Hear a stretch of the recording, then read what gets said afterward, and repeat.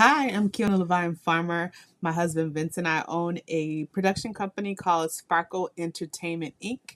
We recently completed our 2024 production season where we produced and I directed a musical called The Color Purple. And we also produced one of my original shows called Bobby Lee Blood. And we had a very busy and productive year. And so now we are planning our 2025 production season, and I thought that I would share our process. So, I guess I can start by telling a little about myself. My name is Kyona Levine Farmer. I am originally from Orlando, Florida. I grew up in Orlando. I went away to college at the University of Florida, where I um, received a degree in English with an emphasis on film and a minor in theater. I always wanted to write to perform. I really was I was really passionate about telling my own stories. I just didn't feel that I was seeing movies or TV shows that were anything that I really related to. So I always wanted to write to perform. And so, anyway, after the University of Florida, I went on to New York City where I attended NYU's Tisch School of the Arts. Had an amazing time there. I applied to their dramatic writing program. I think I was one of 11 students that year, if I'm not mistaken, but it was a very small group of students accepted that year. And so I studied dramatic writing, playwriting, film writing, TV writing. And while I studied in New York, I also studied acting around town. So I attended the Stella Adler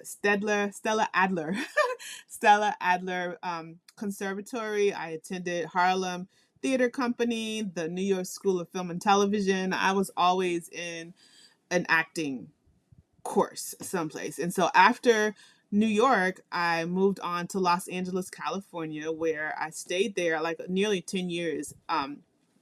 Pursuing acting. I was a part of a theatrical group there in Los Angeles called the Los Angeles African American Repertory um, Group, and it was headed by a gentleman named Leon Gray. And Leon was a playwright. He wrote his own work, and he would hire a group of actors to perform in his shows. And I was a part of one of his shows called Girls of Summer.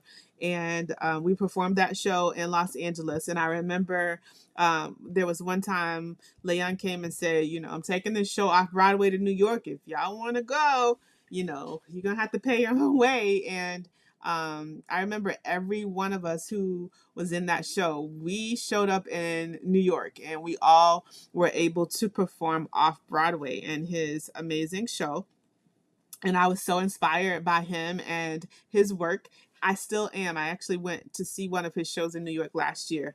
Leon is doing great things, and so anyway, when I came back from that off Broadway performance, I was like, "Wait a minute, I can do this. I have scripts from grad school." And so that's exactly what I did. I pulled out my thesis project from grad school, which one of the thesis projects was a play I wrote called Sweet Evelina. And I I rented out the Inglewood Playhouse. I cast the show with some of my actor friends, and I cast myself in that show, and I directed it. And it was one of the most amazing experiences I had thus far. And I loved being in control of the story. I loved being in control what the audience saw aesthetically. Like I liked the production process so much, every aspect of it. And so I don't after that production of Sweet Evelina in Inglewood, at the Inglewood Playhouse in Los Angeles, I never went back to acting again. Like I just couldn't. I couldn't go back to, begging to be chosen, especially for shows or stories that I didn't believe in anymore. And so after that, I just, I focused on directing. And of course, I relocated back to Florida. When I relocated back to Florida, I produced Sweet Evelina again. I produced it at in Central Florida at the Shakespeare Theater in Orlando, and I kept producing and directing small shows at small venues around town. I collaborated with other local directors, and I helped out with some shows. It was also around that time that I created Sparkle Entertainment as well, when I started to produce my shows here in Central Florida. I did go on to get a real job as an educator. I did educational theater. I worked at a school where I was their head of theater, and I taught at the school as well as directed their middle and high school shows. And that was a super intense schedule. That was at least 4 major shows a year. And of course, I would be taking the students to their um, competition theater festivals and things like that. And so once that was done, I went back to producing for Sparkle Entertainment. And so that's how we got here. Of course, I got married to this beautiful, handsome man named Vince Farmer, and we've been such great partners. And he has really come to love the production process, and so we've partnered to produce, the shows together, and it's been a phenomenal partnership. And so that's where we are. So, what usually starts the production process is just deciding what show we want to do. So, now that we've finished 2 shows for 2024, we've been thinking about what shows we want to do for 2025. And currently, it is August 2024. So, we are planning for our 2025 season. And so, we've decided on a couple of shows. One will be a straight play, which is a non-musical, and the other will be a musical. So deciding on a show is the first step. And then next we'll have to decide where I want to produce the show, or where we want to produce the show. And so we reach out to theaters, we see who has availability around the time that we want to do the show. We have to assess their cost of production, and then we go from there. So I have to make sure the show that I've decided to do, I have to have a license. I forgot about that part. I have to purchase a license for the show, because when I don't write the show, you have to get permission from the owners of the show to kind of produce it. So you have to pay for a license for the show, and the license has to have a date. So the date of the license has to correspond with where and when we'll do the show. And so that is the process that we're wrapping up now. We've spoken to the theaters that we're interested in. Both have the dates that we want. And so now it's just a matter of finalizing everything, deciding which exact theater, which one will work best for us, and paying for the license, putting the deposit down for the theater. And so that's where we are now. So we're pretty excited about that. Once we get that done, we'll go into the next process, which will probably be me, um, you know, posting for a stage manager. The stage manager is the person who works really close to me on all things production. We had an amazing stage manager in our last show, and I'm hoping that she will be available for our next production. We've decided that we'll do a show in the beginning of the year and then at the end. So it will be stage manager next, and then with the stage manager, I will go ahead and post the casting notice, which is for the actors for the show. And so this, as far as getting the stage manager and then posting for the show, that will be for my straight show, the non-musical. Once I go into the musical production, then I would have to secure a musical director, the person who handles the music in the show, before I went into casting, because I always take my music directors into the casting room with me, of course. And so that's the start of our journey. I will say that as exciting as it is to begin this process again, I do have some anxiety, just because the intense amount of work that it requires to produce a show, especially independently.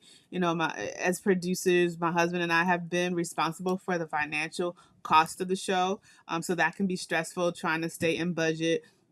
And then just the time that it takes to get the show up. I still have like a real job, a full-time job. I have responsibilities. I share the care of my mother with my sister. I'm still married and all those things. And then the play production, the schedule is extremely intense, so it can be extremely exhausting.